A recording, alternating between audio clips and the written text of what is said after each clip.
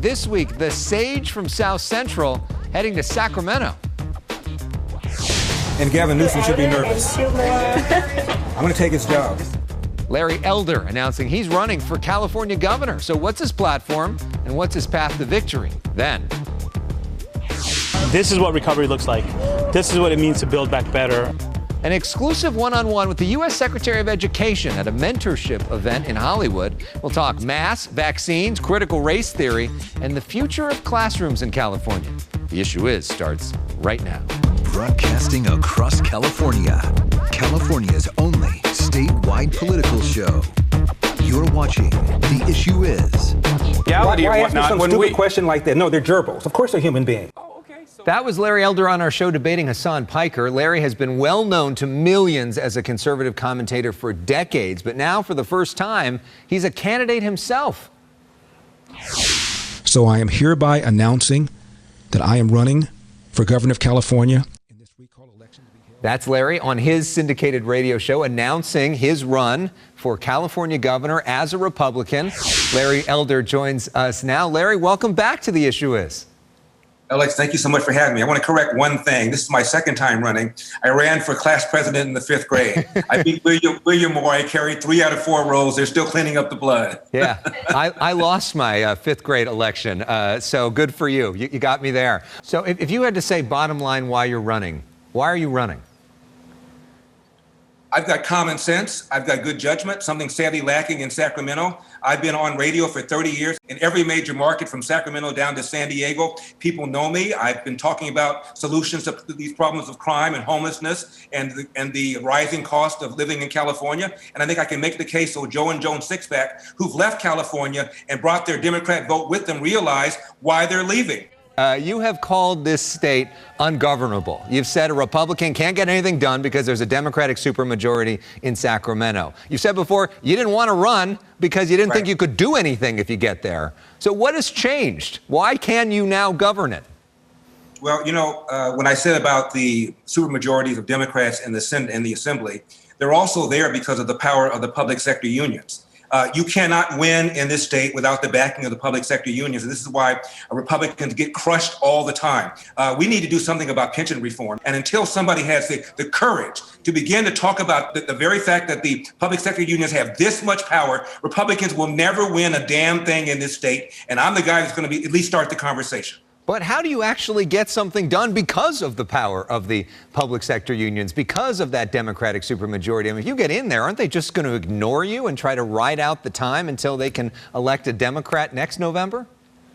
Well, I checked recently and I saw that Arnold Schwarzenegger, the last Republican governor, and I put that sort of in quotes because in my opinion, he went so far left, I don't really consider him to be a Republican, but he vetoed hundreds of bills. Not a single one was overridden because once you veto it, you do have the power of the bully pulpit. You can explain to Joe and Joan Sixpack why you're vetoing it. You also have the ability to declare emergencies, as this governor has done many, many times regarding the pandemic. You also have a line item veto, and you also have the ability to appoint people to the commissions that have a lot of power. And maybe I can roll back some of these ridiculous regulations that are stopping people from building homes, which is why we have a housing shortage. This week, the governor signed his budget at a campaign-style event. He says California is creating more jobs than any other state, has a better economy than anyone else. Here's some of what he said.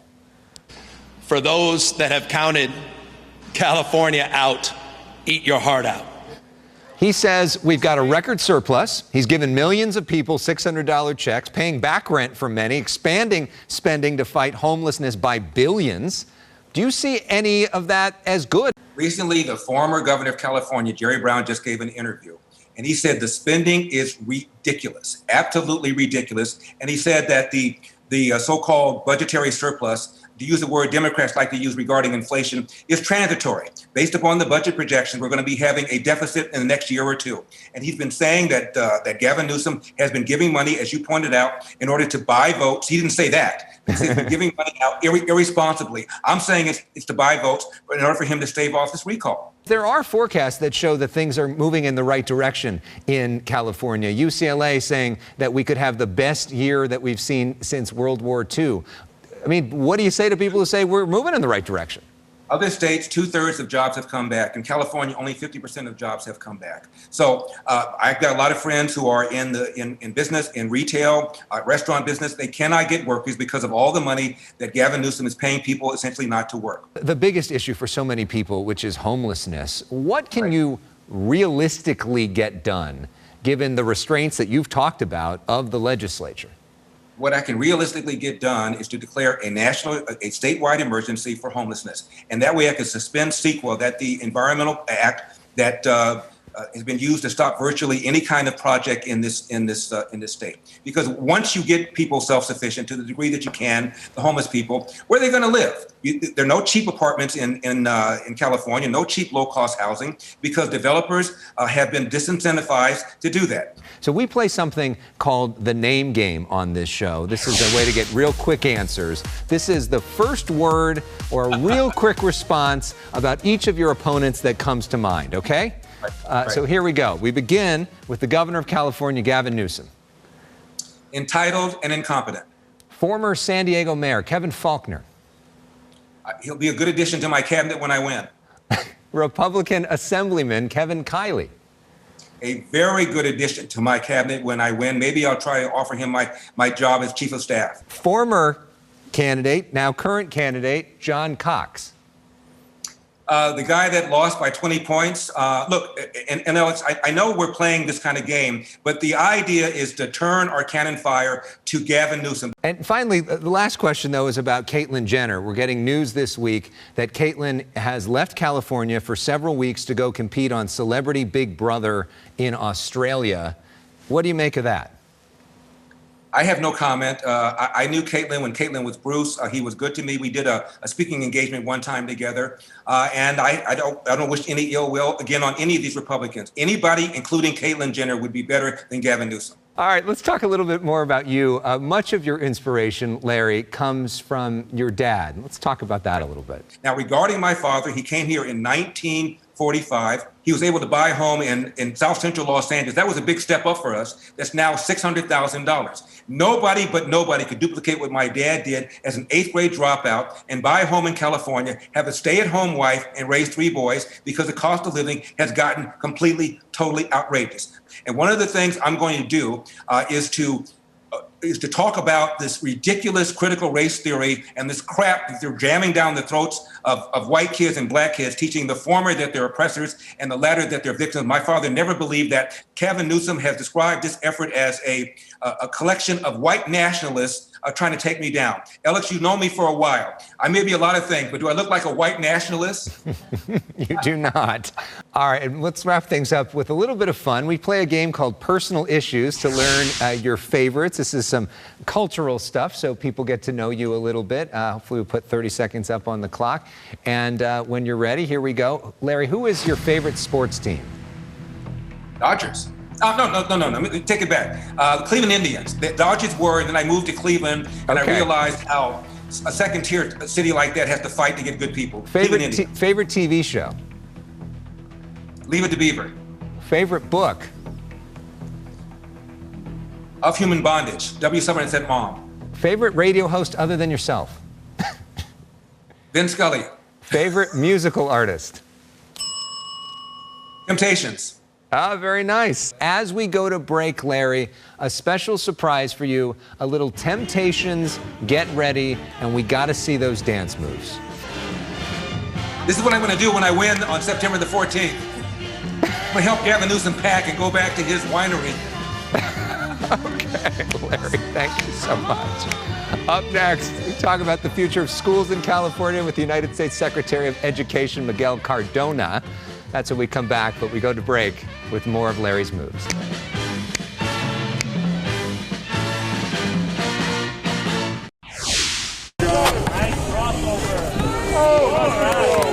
This week, the Secretary of Education visited Fairfax High in Hollywood to team with the agency CAA for the launch of a new national mentorship program. It's called GetReadySet.org, and you're encouraged to sign up to help a kid near you.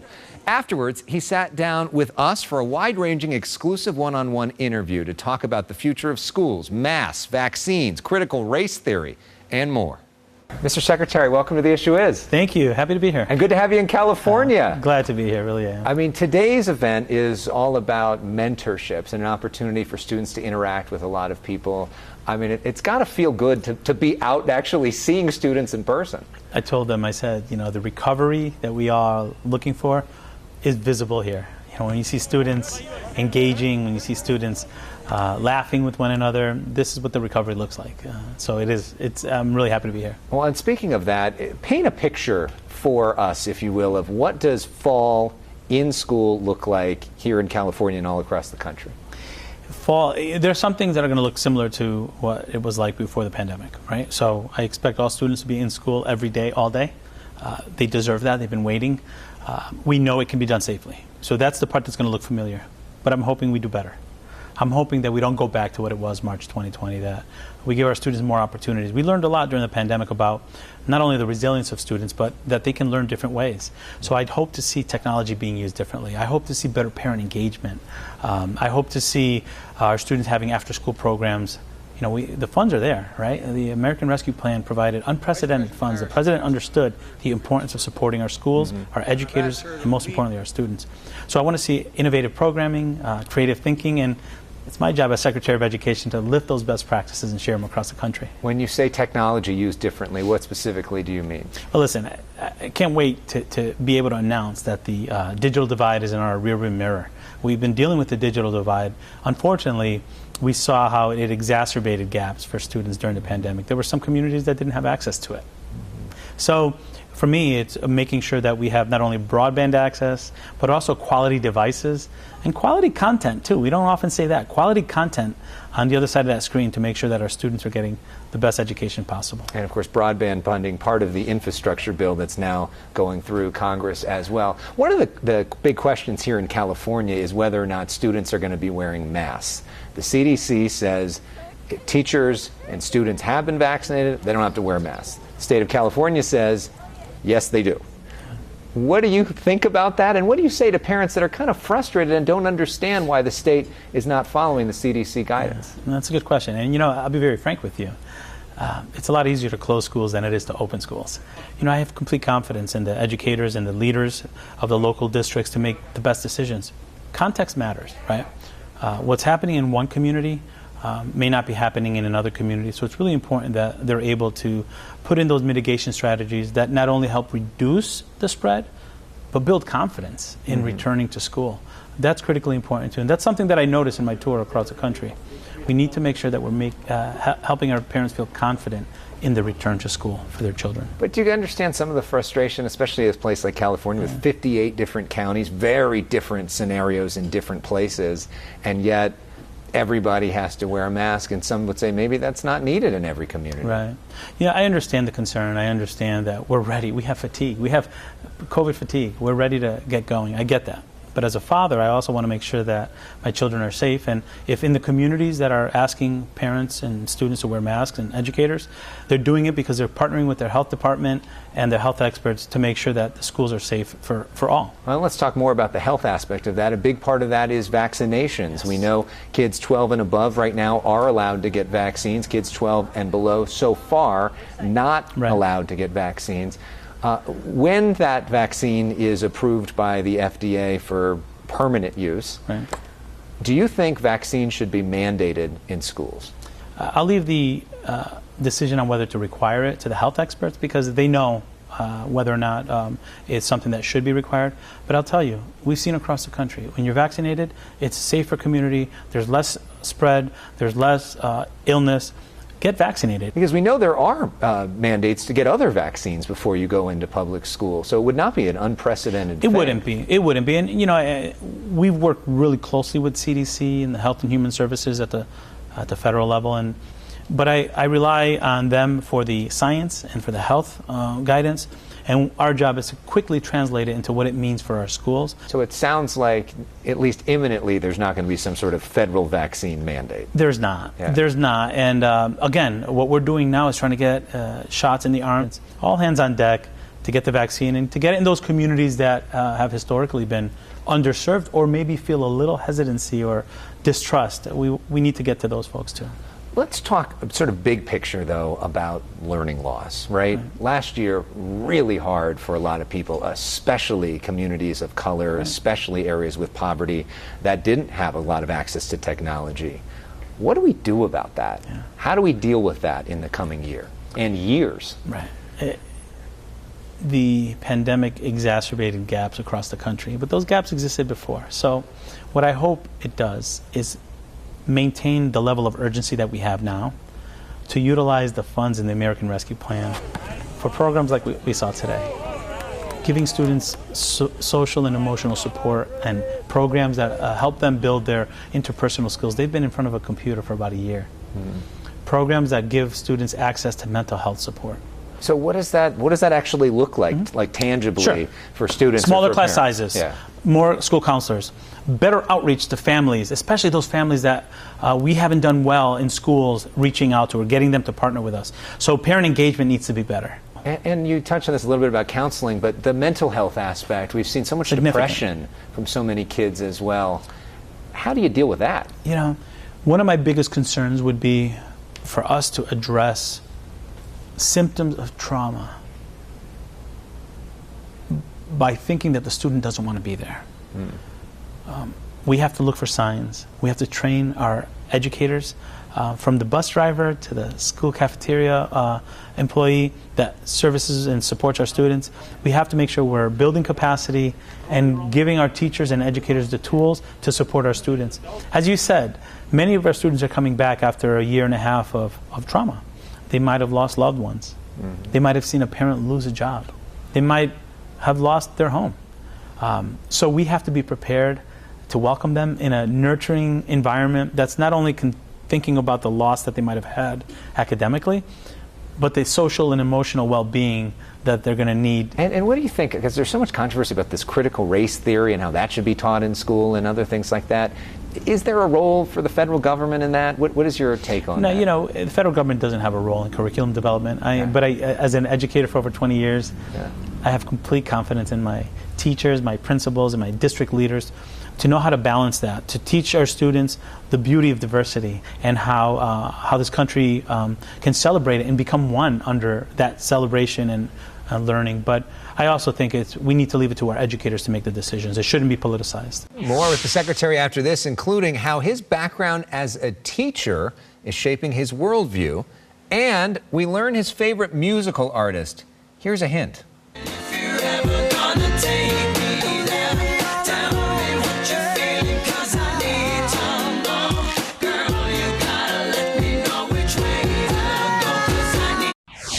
We are talking to Secretary Miguel Cardona, the Secretary of Education. Let's talk for a moment about you, because I think there's a lot of people in California that are just getting to know you.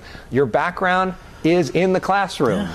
In Connecticut, you were an elementary school teacher, a principal at age 27, right? A superintendent, helped run Connecticut schools, now the Secretary of Education. Talk to us a little bit about your backstory and how your experience in the classroom informs the way Always a teacher at heart. Always a teacher at heart. Fourth grade teacher.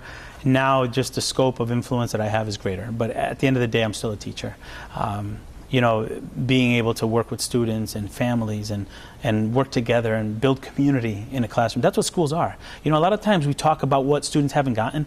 What they need most when they come back is that sense of community that you can't really get through a computer. So I'm excited about that. I just wanted to take another moment to talk about you and your background as a Puerto Rican American as well. You know, here in California, we're 60% Latino. You see a lot of brown faces out at this event today, and it's got to mean something for them in terms of representation to see somebody like you speaking not only English but also Spanish at an event like this. Do you talk about how do you feel that weight of that in terms of the representation, and what is your message to students on that front? Bueno, me siento orgulloso de ser latino y ser secretario de educación. Definitely, you know, me being here in this chair is the culmination of sacrifice by my parents, who I had more opportunities than them, and my grandparents who left Puerto Rico for a better life because they needed to work, and they sacrificed a paradise island to come here to live in the project so that their children had better opportunities. Here, 2 generations later, I'm serving as Secretary of Education. Yes, it means a lot to me. And yes, it means a lot when I see students who look at me and say, wow, you speak Spanish. And it's not only the language, it's really being bicultural. You know, this country was, you know, built on that. And for me, it's just an opportunity to serve proudly. I'm proud to be an American, I'm proud to be a Latino, and proud to represent so many of our students here who are looking for opportunities themselves. They can do it. Lastly, we do something on our show called Personal Issues. This is a 30-second lightning round, more cultural stuff to get to know you, so we can have a little bit of fun, all right? All so right. These are some of your favorites. Let's see how you do. What is your favorite TV show? My favorite TV show, anything sports related. I'm a San Francisco 49er fan. I'll say it loudly because I'm on the West Coast. I'm a huge Niner fan, so anything 49ers related. Okay, favorite movie of all time? Favorite movie, Shawshank Redemption. Very good. Favorite book of all time? I'm going to say the Bible. Most influential to me. That's a good one. Yeah. Favorite musical artist? Mark Anthony, all day. Ah, very nice. That's fun. And who is your role model? Geez. You know, I'm going to say collectively, the students across the country who've shown resilience, I really am inspired. And these aren't just words. When I see students, I saw Max out there who's just excited to be here. When I see students in their element, it reminds me of what I do, and that inspires me. Secretary Cardona, thank you so much. It is great to have you in California. Thank you for taking time with us. Happy to be here. Thanks. Thank you. Our thanks to the Secretary. When we come back, a fun moment with a standout kid from that mentorship event. He just mentioned him. His name is Max. But we go to break with music from the Secretary himself. Check him out on the bongos.